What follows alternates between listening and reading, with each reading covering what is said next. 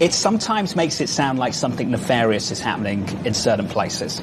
The president over the weekend said this: "My message to the companies running gas stations and setting prices at the pump is simple. This is a time of war and global peril. Bring down the price you are charging at the pump to reflect the cost you're paying for the product, and do it now." Jeff Bezos came out and tweeted the following. I'm sure you read it. "Inflation is far too important a problem for the White House to keep making statements like this. It's either straight ahead misdirection or a deep misunderstanding of basic market dynamics. I'm not going to accuse you of the latter. I want to talk about the former." Where's that messaging coming from? The president has made clear that his number one goal is delivering for the American people. We are in a time of crisis, oil, because of global trends. You didn't answer his important question. Everyone, Heather, everyone in the nation wants to know the answer to the question Mr. Ferro just asked you, which is who is advising the president on shockingly naive price theory over a gallon of gas? So the president is not shockingly naive. You know, while they couldn't be here, I also want to thank Senator Tim Ryan, future Senator Tim Ryan. This is the sixth time the president has visited your state. He clearly believes he has a captive audience there. Your thoughts? Well, he might believe that, but what is it now? Almost 9 out of 10 of our fellow citizens think the country's on the wrong track. I mean, that's up like 15 points from just a few months ago. So that's how bad things are. I don't know that making a trip to Ohio is going to change things. And I do think it's interesting. You mentioned the Senate race. Where's Tim Ryan? I don't think he's going to be with President Biden today. So the President of the United States makes a 6th trip to your state. You're running for United States Senate, and you're not going to show up. I think that tells you everything about where this administration is and everything that they've done policy-wise, how wrong it's turned out to be. Yeah, you mentioned Tim Ryan. There's a lot of other Democrats in the past week or so who have said, you know what, I'm going to handle my own campaigning thanks to President Biden. But you look at the numbers, and the Monmouth numbers here, Congressman, are pretty staggering now. The approval rating for the president sits now at 36%. Hit the road more is one constant request from Democrats. Hit Republicans more is another.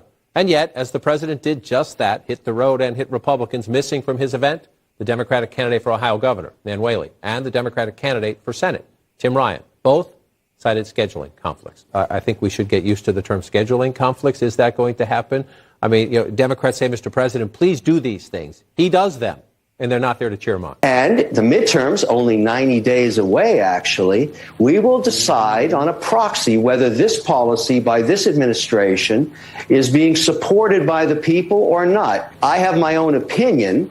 I think it's going to be a brutal midterm. Every incumbent loses seats. This is going to be a force of nature that's going to happen, I believe, and it will show you that we bent our attempt to change capitalism too far, and it's going to be straightened out at the midterm. And that is how America works, like it or not. We made incredible progress on the economy from where we were a year and a half ago. We got a long way to go because of inflation, because of I call it the Putin tax increase.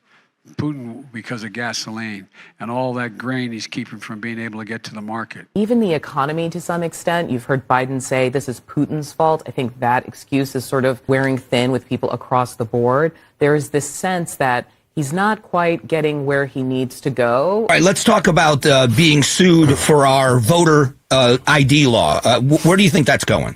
Well, we'll see you in court, Mr. President. I mean, you've got to be kidding me. Everybody knows that you have to present voter ID, you have to be a citizen, you have to be a resident, and you should be alive on the day that you vote. In Arizona, we make it hard, if not impossible, to cheat and very easy to vote if you are a citizen. If the Biden administration wants to challenge that, we'll see them in court. Because of that, you see all these headlines in recent weeks, the recent days even. Washington Post, Democrats can't rely on Biden. Vanity Fair, Joe Biden's plan to nominate even more absurd than previously thought. Here on CNN, after a string of Supreme Court setbacks, Democrats wonder whether Biden is capable. Politico, New York Times, Atlantic. You see it go on and on and on. So the release of oil from the Strategic Petroleum Reserve sounds esoteric to people, but, you know, oil market analysts you've had on this show will say it was single-handedly responsible for keeping oil prices going higher. We all know that one of the key indicators in the midterms is the president's approval rating, and that right now is disastrous. He's a drag on the party. Yeah. How do you capitalize on that, sir? Trace, I'm surprised it's that high. I mean, who are these 36% of the people who think we are, things are going well, who think we are on the right track, or who approve of his, job performance? That we had a secure border, it's now complete chaos. We no longer have a border. We had, stable pricing. We now have a 41-year high inflation rate. We had energy independence. We now got $5 gas.